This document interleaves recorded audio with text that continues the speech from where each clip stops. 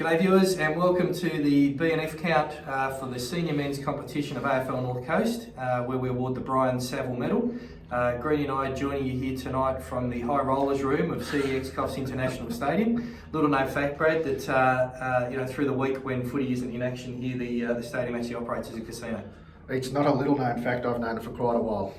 But the Brian Saville Medal, before we move on, it recognises Brian Saville, who was a great pioneer of the AFL North Coast. The first game, not many would know this, was back in 1977, was played in the middle of Coffs Harbour Racecourse, and for a few years before the AFL North Coast started in 1982, there was a Coffs Harbour team that played in the Tamworth Armidale competition, so they drove over the hill every week and drove back. The E-Ball pub was a favourite haunt of them, but Brian Saville was certainly a big part of that, and when the league started, he was a driving force. Oh, and was certainly one of the guys, the Coffs team was quite dominant in that Armidale competition for a while, and he was one of the guys who said, if we're ever going to get a team or a league in our own right here on the North Coast, we need to split this Coffs team into two, and that was sort of the origin and the genesis of North Coffs and the Swans, which ultimately merged to form the Breakers, and of course other clubs joined in and we got our own league. So huge contribution, very much appreciated, and we hope to see Brian on grand final day to present his medal. Before we move on, PT, we should pay our respects to the traditional owners of this land. We're on Gunbangia country where we're filming this awards account.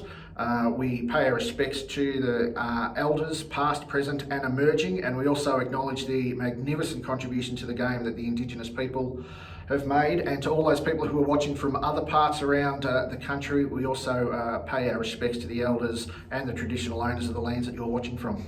Yeah, and we said it in one of the other counts too, that it was just great to see more of our clubs this year get on board with an Indigenous jumper. Fantastic to see those designs and the stories they tell and the powerful messages they bring. Just a great tribute and acknowledgement of Indigenous people there and Indigenous people in our league in particular. So well done to the clubs for getting behind that initiative. Speaking of the season, and again we mentioned this in the women's one, very, very sad at the start of the season. The flooding in the Northern Rivers area that ultimately meant that the Lismore Swans couldn't get a team into the competition. They were very much missed this year. The one small consolation there obviously was people like Timmy Whalen and his bunch of merry men travelling down from Lismore on a weekly basis to play for the Grafton Tigers.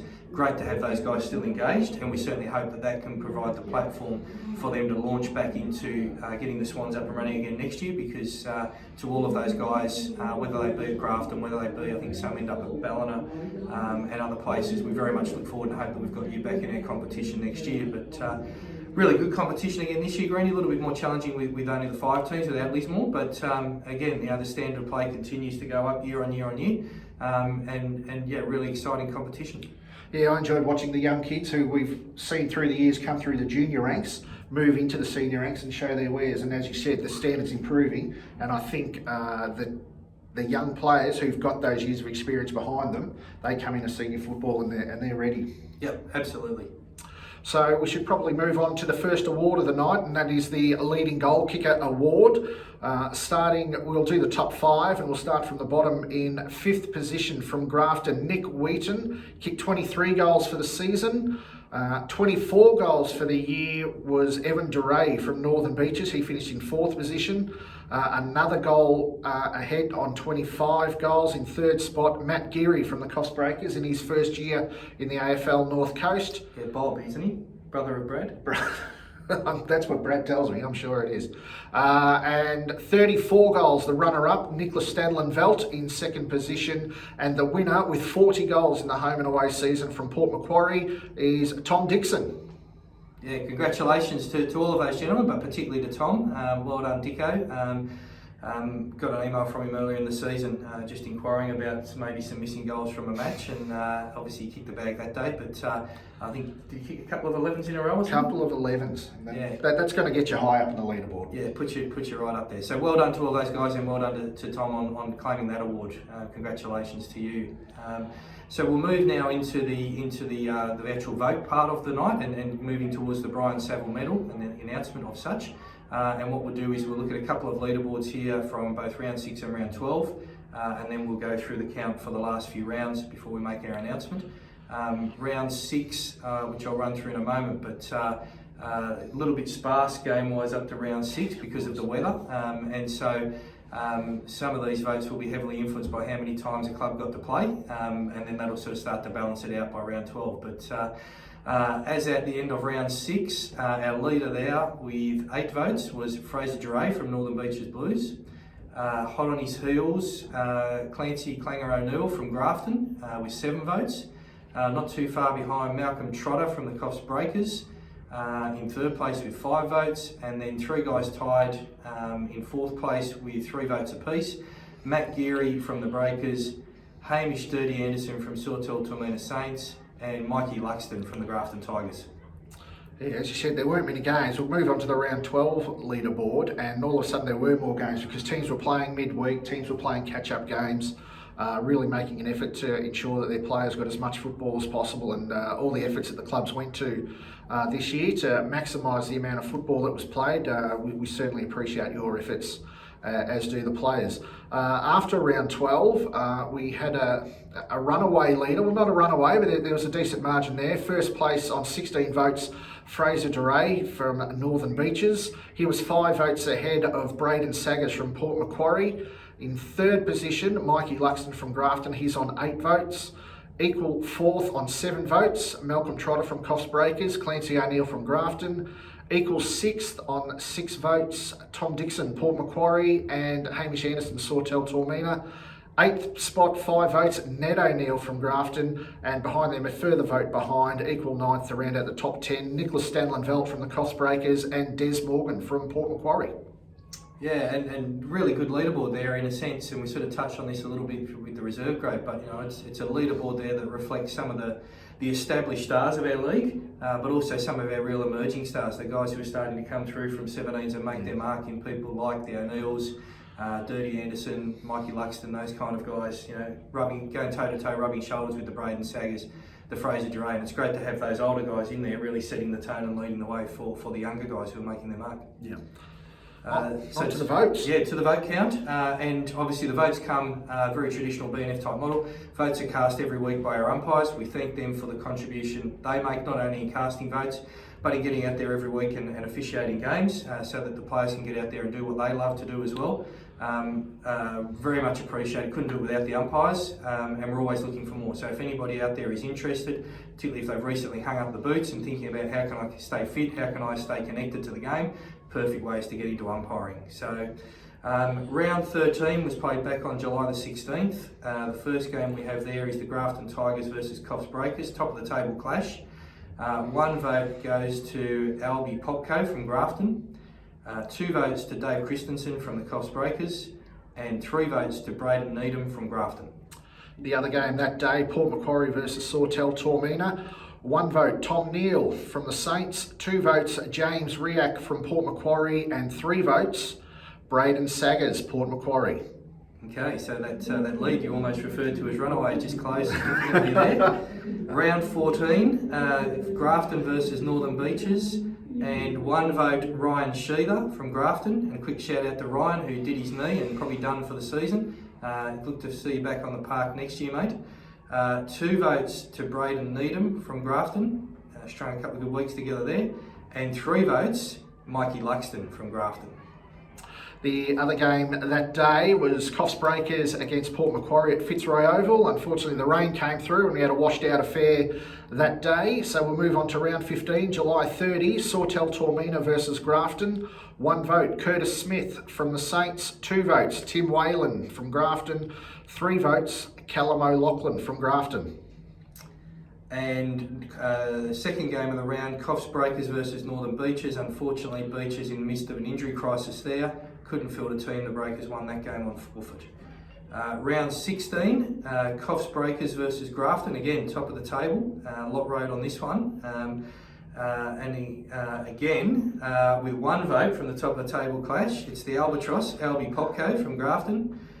2 votes to Alex Pike from the Breakers, and 3 votes to Tyrone Jones from the Breakers. Well done, Tiger. It was a close affair, that one. The Breakers and Grafton had 2 games this year decided by less than a goal. The other game in round 16, Sawtell Tormina versus Port Macquarie.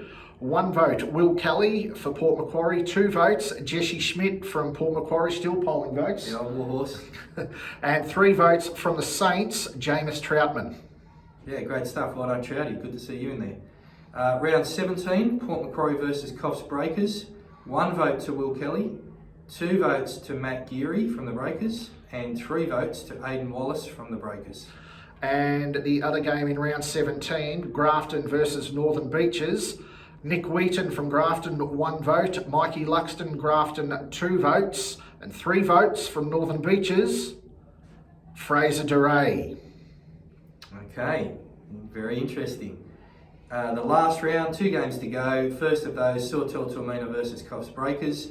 1 vote went to Matt Geary from the Breakers, 2 votes to Darcy Homan from the Breakers, and 3 votes in a Breakers clean sweep to Aidan Wallace. And the final match of the season, Northern Beaches had the bye. So Port Macquarie versus Grafton down at Wayne Richards Park. The Magpies won fairly comfortably. 1 vote, Blake Knoll from Grafton. 2 votes, Port Macquarie, Braden Saggers. 3 votes, Port Macquarie, Tom Dixon. Wowee. I think Tom Dixon there, the captain of the team, might have done his coach a little bit of a non-favour there. So to announce the runner-up in the Brian Saville Medal for 2022, and it is one of those gentlemen we just referred to. It is the coach, or one of the coaches of the Port Macquarie Magpies, in Braden Saggers. So congratulations to you, Saggers. Very well done, very well deserved.